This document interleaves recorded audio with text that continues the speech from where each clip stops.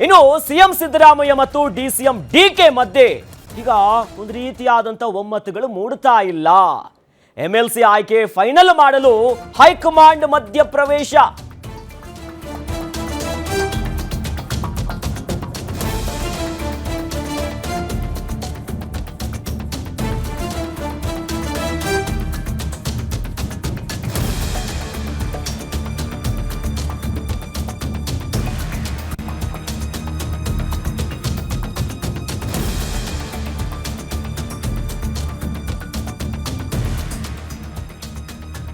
MLC ವಿಚಾರಕ್ಕೆ ಸಂಬಂಧಪಟ್ಟಂತೆ ನಾಮನಿರ್ದೇಶನ ವಿಚಾರಕ್ಕೆ ಸಂಬಂಧಪಟ್ಟಂತೆ ಈಗ ಬಹಳ ಚರ್ಚೆ ಆಗ್ತಿದೆ. ಸಿಎಂ ಮತ್ತು ಡಿಸಿಎಂ ನಡುವೆ ಒಮ್ಮತ ಸಿಗ್ತಾ ಇಲ್ಲ. ಕಾಂಗ್ರೆಸ್ ಉಸ್ತುವಾರಿ ರಣದೀಪ್ ಸಿಂಗ್ ಸುರ್ಜೇವಾಲಾ ಅವರ ಎಂಟ್ರಿ ಕೊಟ್ಟಿದ್ದಾರೆ. ರಾಜ್ಯದಲ್ಲಿನ ಖಾಲಿ ಇರುವಂತ 4 ಸ್ಥಾನಗಳಿಗೆ ಎಂಎಲ್ಸಿಗಳ ನಾಮನಿರ್ದೇಶನದ ವಿಚಾರವಾಗಿ ಬಹಳ ದೊಡ್ಡ ಮಟ್ಟದ ಚರ್ಚೆ ಆಗ್ತಿದೆ. ಇನ್ನು ಸಿಎಂ ಡಿಸಿಎಂ ಕೋಟಾದಡಿ ಸದಸ್ಯರ ನೇಮಕದಲ್ಲಿ ಈಗ ಒಂದು ರೀತಿಯಾದಂತ ಒಮ್ಮತ ಸಿಗ್ತಾನೇ ಇಲ್ಲ.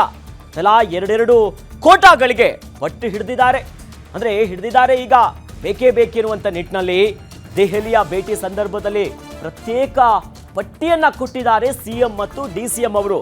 ಈಗ ಪಟ್ಟಿಯನ್ನ ವಾಪಸ್ ಕಳಿಸಿರುವಂತ ಕಾಂಗ್ರೆಸ್ನ ಹೈಕಮಾಂಡ್ ನಾಯಕರು ಉಸ್ತುವಾರಿ ರಣದೀಪ್ ಸಿಂಗ್ ಸುರ್ಜೇವಾಲಾ ಅವರ ಸಮ್ಮುಖದಲ್ಲೇ ಚರ್ಚೆಗೂ ಮುಂದಾಗಿದ್ದಾರೆ.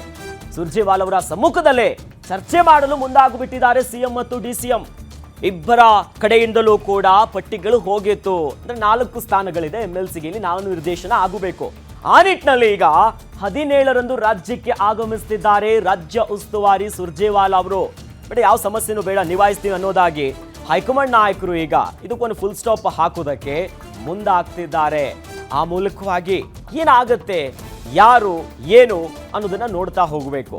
ಈ ಬಗ್ಗೆ ಹೆಚ್ಚಿನ ಡೀಟೇಲ್ಸ್ ಅನ್ನ ಪಡ್ಕೊಳ್ಳೋಣ. ನಮ್ಮ ಸ್ಪೆಷಲ್ ಕರೆಸ್ಪಾಂಡೆಂಟ್ ವೀರೇಶ್ ದಾನೆ ನಮ್ಮ ಜೊತೆ ಜಾಯ್ನ್ ಆಗ್ತಿದೆ. ಅದಕ್ಕೂ ಮೊದಲು ಮತ್ತೊಂದು ಸುದ್ದಿಯನ್ನ ನಿಮ್ಮ ಮುಂದೆ ಇಡ್ತಾ ಇದ್ದೀವಿ.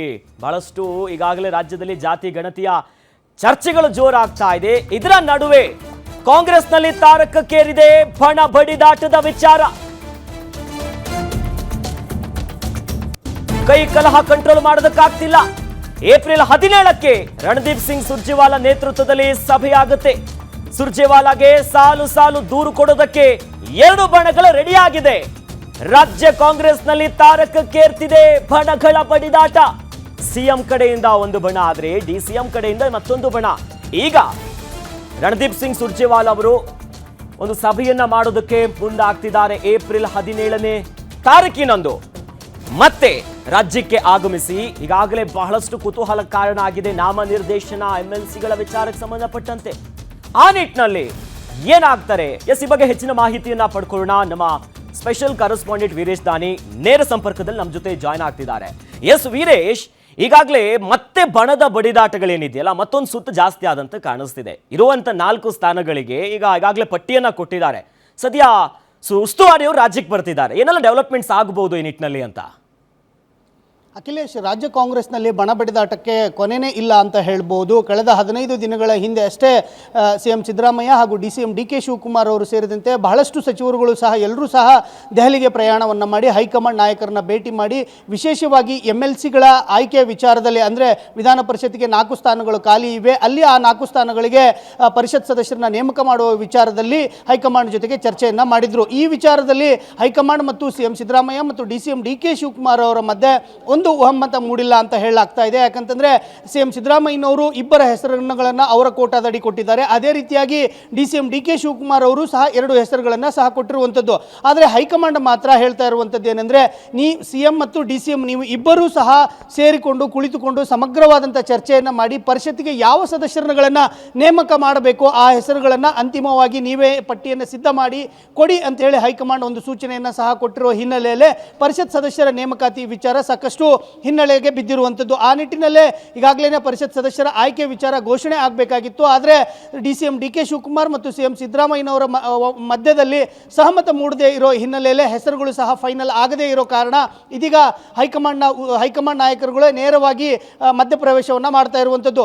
ಸುರ್ಜೇವಾಲಾ ಅವರು ರಾಜ್ಯ ಕಾಂಗ್ರೆಸ್ ಉಸ್ತುವಾರಿ ಏನಿದ್ದಾರೆ ಇವರು ಇವತ್ತು ರಾತ್ರಿ ಅಥವಾ ನಾಳೆ ಬೆಳಗ್ಗೆ ರಾಜ್ಯಕ್ಕೆ ಆಗಮಿಸ್ತಾ ಇದ್ದಾರೆ. ಇವರ ಸಮ್ಮುಖದಲ್ಲೇ ಡಿಸಿಎಂ ಡಿಕೆ ಶಿವಕುಮಾರ್ ಮತ್ತು ಸಿಎಂ ಸಿದ್ದರಾಮಯ್ಯನವರು ಚರ್ಚೆಯನ್ನು ಮಾಡಿ ಎಂಎಲ್ಸಿಗಳ ಮಂಡಳಿಗಳ ಸದಸ್ಯರ ಹೆಸರುಗಳನ್ನು ಅಂತಿಮವಾಗಿ ಆಯ್ಕೆ ಮಾಡುವಂಥ ಸಾಧ್ಯತೆಗಳು ಒಂದು ಕಡೆ ದಟ್ಟವಾಗಿರುವಂಥದ್ದು. ಇನ್ನೊಂದು ಕಡೆ DCM DK ಶಿವಕುಮಾರ್ ಅವರ ವಿಚಾರವಾಗಿ CM ಸಿದ್ದರಾಮಯ್ಯನವರ ಬಣದಲ್ಲಿರ್ತಕ್ಕಂಥ ಕೆಲ ಸಚಿವರುಗಳು ಸುರ್ಜೇವಾಲಾ ಅವರನ್ನ ಭೇಟಿ ಆಗಲಿಕ್ಕೆ ಪ್ರತ್ಯೇಕವಾಗಿ ಅಪಾಯಿಂಟ್ಮೆಂಟನ್ನು ಕೇಳ್ತಾ ಇರುವಂಥದ್ದು. ವಿಶೇಷವಾಗಿ KPCC ಅಧ್ಯಕ್ಷರ ಬದಲಾವಣೆ ವಿಚಾರ ಆಗಿರ್ಬೋದು, DK ಶಿವಕುಮಾರ್ ಅವರು ಇತ್ತೀಚೆಗೆ ಕೆಲ ಇಲಾಖೆಗಳಲ್ಲಿ ಹಸ್ತಕ್ಷೇಪ ಮಾಡ್ತಾ ಇರುವಂಥ ವಿಚಾರಗಳಾಗಿರ್ಬೋದು, ಹನಿ ಟ್ರ್ಯಾಪ್ ವಿಚಾರ ಮತ್ತು KPCCಗೆ ಸಂಬಂಧಿಸಿದಂತೆ ಜಿಲ್ಲಾಧ್ಯಕ್ಷರುಗಳ ಆಯ್ಕೆ ಆಗಬೇಕಾಗಿದೆ ಕಾಂಗ್ರೆಸ್ನಿಂದ. ಆ ಜಿಲ್ಲಾಧ್ಯಕ್ಷರ ಆಯ್ಕೆಯ ವಿಚಾರದಲ್ಲೂ ಸಹ DCM DK ಶಿವಕುಮಾರ್ ಅವರು ಸ್ಪಷ್ಟವಾದಂಥ ನಿಲುವನ್ನು ತಾಳ್ತಾ ಇಲ್ಲ ಅನ್ನೋ ಒಂದು ಆರೋಪವನ್ನು ಸಚಿವರುಗಳು ಸಹ ಮಾಡ್ತಾ ಇದ್ದಾರೆ. ಈ ಎಲ್ಲ ವಿಚಾರಗಳನ್ನು ಇಟ್ಕೊಂಡು CM ಸಿದ್ದರಾಮಯ್ಯನವರ ಆಪ್ತ ಬಣದಲ್ಲಿರ್ತಕ್ಕಂಥ ಸಚಿವರುಗಳು ಸಹ ಸುರ್ಜೇವಾಲಾ ಅವರ ಜೊತೆಗೆ ಸುದೀರ್ಘವಾದಂಥ ಚರ್ಚೆಯನ್ನು ಮಾಡಲಿಕ್ಕೆ ಅಪಾಯಿಂಟ್ಮೆಂಟನ್ನು ಸಹ ಕೇಳುತ್ತಿರುವಂಥದ್ದು. ಸುರ್ಜೇವಾಲಾ ಅವರು ಸಹ ರಾಜ್ಯಕ್ಕೆ ಬಂದಂಥ ಸಂದರ್ಭದಲ್ಲಿ ನಾನು ನಿಮ್ಮ ಜೊತೆಗೆ ಸುದೀರ್ಘವಾದಂಥ ಚರ್ಚೆಯನ್ನು ಅಲ್ಲೇ ಮಾಡ್ತೀನಿ ಅನ್ನೋ ಒಂದು ಭರವಸೆಯನ್ನು ಕೊಟ್ಟಿದ್ದಾರೆ. ಹೀಗಾಗಿ ರಾಜ್ಯಕ್ಕೆ ಆಗಮಿಸುತ್ತಿರುವಂಥ ಸುರ್ಜೇವಾಲಾ ಅವರ ಸಮ್ಮುಖದಲ್ಲೇ ಇದೀಗ ಸಾಕಷ್ಟು ಚರ್ಚೆ ಆಗುವಂಥ ಸಾಧ್ಯತೆ ಇದೆ. ಆದರೆ ರಾಜ್ಯ ಉಸ್ತುವಾರಿ ಆಗಿರ್ತಕ್ಕಂಥ ರಣದೀಪ್ ಸಿಂಗ್ ಸುರ್ಜೇವಾಲಾ ಅವರು ಕಾಂಗ್ರೆಸ್ನಲ್ಲಿರ್ತಕ್ಕಂಥ ಕಲಹವನ್ನು ಕಂಟ್ರೋಲ್ ಮಾಡ್ತಾರಾ ಅನ್ನೋದು ಸಾಕಷ್ಟು ಕುತೂಹಲಕ್ಕೆ ಕಾರಣವಾಗಿರುವಂಥದ್ದು. ಅಖಿಲೇಶ್, ಜೊತೆಯಲ್ಲಿ ಏಪ್ರಿಲ್ 17 ರಾಜ್ಯ ಕಾಂಗ್ರೆಸ್ಗೆ ಒಂದು ಬಿಗ್ ಡೇ ಅಂತಾನೆ ಹೇಳ್ಬೋದಾ? ಒಂದು ಕಡೆ ಸಂಪುಟ ಸಭೆ ಇದೆ ಜಾತಿ ಗಣತಿಗೆ ಸಂಬಂಧಪಟ್ಟಂತೆ, ಮತ್ತೊಂದು ಕಡೆಯಲ್ಲಿ ಈಗ ನಾಮನಿರ್ದೇಶನ ವಿಚಾರವಾಗಿ MLCಗಳು ಉಸ್ತುವಾರಿ ಕೂಡ ಎಂಟ್ರಿ ಕೊಡ್ತಿದ್ದಾರೆ. ಹಾಗಾಗಿ ಈ ಬಣಗಳ ಬಡಿದಾಟ ವಿರೋಧ ಎಲ್ಲಾದರೂ ವ್ಯಕ್ತವಾಗಿ ಮತ್ತಷ್ಟು ಸ್ಫೋಟ ಆಗುವಂತ ಸಾಧ್ಯತೆ ಇದೆಯಾ ಕಾಂಗ್ರೆಸ್ ಮನೆಯಲ್ಲಿ? ವಿಶೇಷವಾಗಿ ಒಂದು ಕಡೆ ಏನಂತಂದರೆ ರಾಜ್ಯ ಕಾಂಗ್ರೆಸ್ನಿಂದ ಬೆಲೆ ಏರಿಕೆ ವಿಚಾರವಾಗಿ ಬೃಹತ್ತಾದಂಥ ಪ್ರತಿಭಟನೆಯನ್ನು ಕೈಗೊಂಡಿರುವಂಥದ್ದು. ಆ ನಿಟ್ಟಿನಲ್ಲೇ ರಾಜ್ಯ ಉಸ್ತುವಾರಿ ಆಗಿರ್ತಕ್ಕಂಥ ರಣದೀಪ್ ಸಿಂಗ್ ಸುರ್ಜೇವಾಲಾ ಅವರು ರಾಜ್ಯಕ್ಕೆ ಆಗಮಿಸ್ತಾ ಇದ್ದಾರೆ. ಇದೇ ವೇಳೆಯಲ್ಲೇ ರಾಜ್ಯ ಸಚಿವ ಸಂಪುಟದ ವಿಶೇಷ ಕ್ಯಾಬಿನೆಟ್ ನಡೀತಾ ಇದೆ ಜಾತಿ ಗಣತಿಯ ವಿಚಾರಕ್ಕೆ ಸಂಬಂಧಿಸಿದಂತೆ. ಆ ವಿಚಾರಕ್ಕೂ ಸಹ ಕೆಲವು ಸಲಹೆಗಳನ್ನು ಹೈಕಮಾಂಡ್ ನಾಯಕರುಗಳಿಂದ ಪಡೆಯುವಂಥ ಸಾಧ್ಯತೆಗಳು ಸಹ ದಟ್ಟವಾಗಿರುವಂಥದ್ದು. ಮತ್ತು ರಾಜ್ಯದಲ್ಲಿ ಲಿಂಗಾಯತ ಸಮುದಾಯ ಮತ್ತು ಒಕ್ಕಲಿಗ ಸಮುದಾಯ ಸೇರಿದಂತೆ ಬೇರೆ ಬೇರೆ ಸಮುದಾಯಗಳು ಏನೆಲ್ಲ ಆಕ್ಷೇಪಗಳನ್ನು ಎತ್ತಿವೆ, ಆ ಎಲ್ಲ ಆಕ್ಷೇಪಗಳನ್ನು ಹೇಗೆ ಸರಿ ಮಾಡಬೇಕು ಅನ್ನೋ ಒಂದು ನಿಟ್ಟಿನಲ್ಲೂ ಸಹ CM ಸಿದ್ದರಾಮಯ್ಯ ಮತ್ತು DCM DK ಶಿವಕುಮಾರ್ ಅವರು ಹೈಕಮಾಂಡ್ ನಾಯಕರ ಜೊತೆಗೆ ಚರ್ಚೆ ಮಾಡುವಂಥ ಸಾಧ್ಯತೆಗಳು ದಟ್ಟವಾಗಿ ಕಂಡು ಬರ್ತಾ ಇರುವಂಥದ್ದು. ಅಖಿಲೇಶ್, ಧನ್ಯವಾದಗಳು ವೀರೇಶ್ ತಮ್ಮೆಲ್ಲ ಮಾಹಿತಿಗೆ. ಒಟ್ಟಿನಲ್ಲಿ ನಾಳೆ ಕಾಂಗ್ರೆಸ್ಗೆ ಒಂದು ಬಿಗ್ ಡೇ ಆಗಿದೆ.